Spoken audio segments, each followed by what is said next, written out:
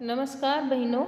आज हम कक्षा 7 की हमारे अतीत भाग 2 कर रहे हैं। हम लगातार इस बुक के ये जो नेक्स्ट चैप्टर है ये भी कोर्स में तो इसे कर लेते हैं, उसके बाद अपन दूसरी बुक्स चलाएंगे। इसीलिए हम लगातार इसी बुक का नेक्स्ट चैप्टर करेंगे। जनजातियाँ, खानाबदोश और एक जगह बसे हुए समुदाय चैप्टर का नाम है। जनजातियाँ आप सभी को पता होगा, हमारे भारत में अनेक प्रकार की जातियाँ हैं। खानाबदोश यानी कि वे लोग जो यहाँ से वहाँ अपना सामान लेके, आप सभी को पता होगा कि घूमते रहते हैं, आपने बहुत से लोगों को देखा होगा। और एक जगह बसे हुए समुदाय की बात कर रहे हैं। ठीक है, हमने अध्याय 2 और 3 और 4 में आपने देखा कि किस प्रकार राज्यों का उत्थान और पतन हुआ और उठापटक के बीच ही कलाओं, दस्तकार्य यानी जो हाथ से काम वगैरह करते, उत्पादन गतिविधियों की नई किस्में शहरों और गाँवों में फल फूल रही है। एक लंबे अंतराल में कई महत्वपूर्ण राजनीतिक, सामाजिक और आर्थिक परिवर्तन हुए हैं। हम सब ने भी देखा है किस तरह से जो है समाज का निर्माण हुआ, किस तरह से उद्योग लगे, किस तरह से छोटे लघु वृहद उद्योग लगे। लेकिन सामाजिक परिवर्तन हर जगह एक समान नहीं हुए, क्योंकि अलग अलग किस्म के समाज अलग अलग तरीकों से विकसित हुए हैं। ऐसा कैसे और क्यों हुआ, यह समझना महत्वपूर्ण है। चलिए महत्वपूर्ण समझते हैं क्या है। ये कह रहा है, इस उपमहाद्वीप के बड़े हिस्से में समाज वर्ण के नियमानुसार से ही विभाजित था। आपको पता हो तो हम हमारे शास्त्रों में पढ़ते हैं, पहले जाति व्यवस्था नहीं वर्ण व्यवस्था थी, यानी कि काम के आधार पर आपकी जातियों का विभाजन था।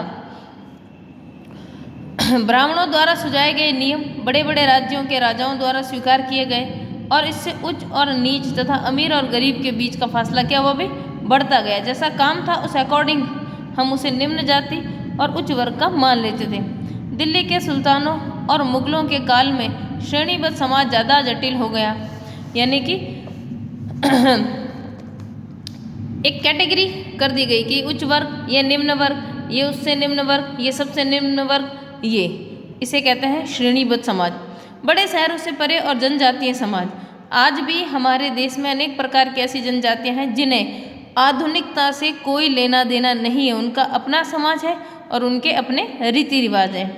लेकिन अलबत्ता दूसरे तरह के समाज भी उस समय मौजूद थे। उपमहाद्वीप में कई समाज ब्राह्मण द्वारा सुझाए गए सामाजिक नियमों और कर्मकांडों को नहीं मानते थे और न ही वे असमान वर्गों से विभाजित थे।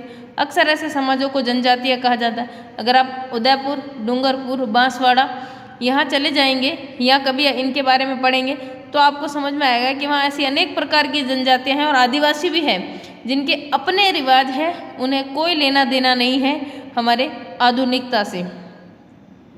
लेकिन प्रत्येक जनजाति के सदस्य नातेदारी के संबंध से जुड़े होते हैं, यानी कि उनमें किस तरह से संबंध होगा, या हम कह सकते हैं शादी ब्याह की जो रस्म है वो होगी। कई जनजातियाँ खेती से अपना जीविकोपार्जन करती हैं।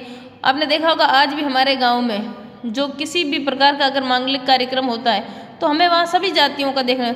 आपने देखा होगा आपके जो है घर में अगर कोई कार्यक्रम है तो परंपरागत गांव में जो व्यक्ति ढोल बजाता था उसी के वंशज हमारे यहाँ भी जो है ढोल बजाने का कार्य करते हैं। सफाई का जो कार्य करता है वे सफाई का, आप सबने देखा होगा इस तरह से कहीं ना कहीं कि उसे जो है वो व्यक्ति बैठा होता है बाहर, उसकी अलग थाली होती है। इस तरह से हमने कई प्रकार की जनजातियों को हमारे आसपास भी देखा है और वे जीविका उपार्जन के लिए अपना एक निश्चित यानी कि वही कार्य लगातार करते रहते हैं।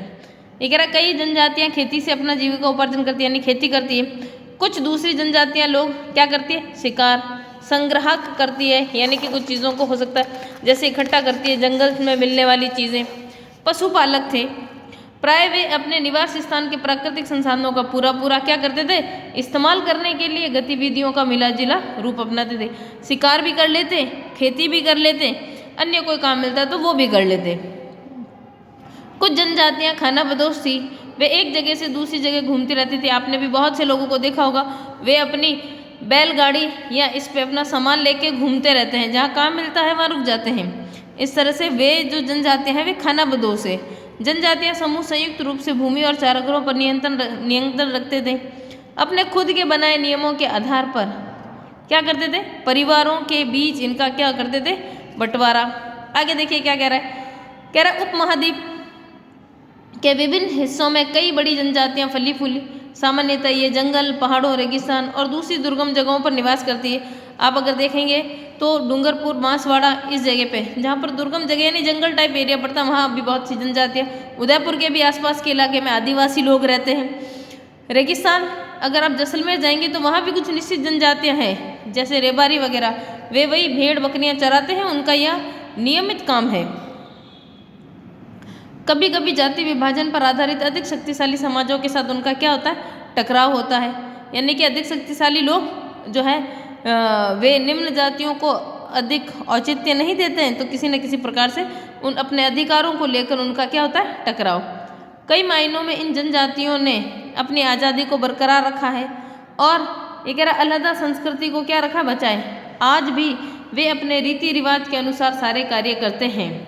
लेकिन जाति आधारित और जनजातीय समाज दोनों अपनी विविध किस्म के ज़रूरतों के लिए एक दूसरे पर क्या होते हैं भाई, निर्भर होते हैं। टकराव और निर्भरता के इस संबंध में दोनों तरह के समाज को धीरे धीरे बदलने का काम भी किया है। आज भी हम भी बदले हैं, जनजातियों के बारे में पढ़ते हैं। आज भी आप देखेंगे तो माउंट आबू में एक महोत्सव मनाया जाता है जिसमें अनेक जनजातियाँ भाग लेती हैं। उनके आप रीति रिवाज देखोगे बहुत ही अलग है। तो इस तरह से हम बहुत सारे रीति रिवाज देख सकते हैं। आज भी वे हमारे समाज से क्या है, अलग रीति रिवाज, और वे परंपरागत इन रीति रिवाजों को संभाले हुए हैं। किसी न किसी प्रकार से वे अपनी विरासत को कंटिन्यू रख रहे हैं और संस्कृति को बचाए रख रहे हैं। धन्यवाद।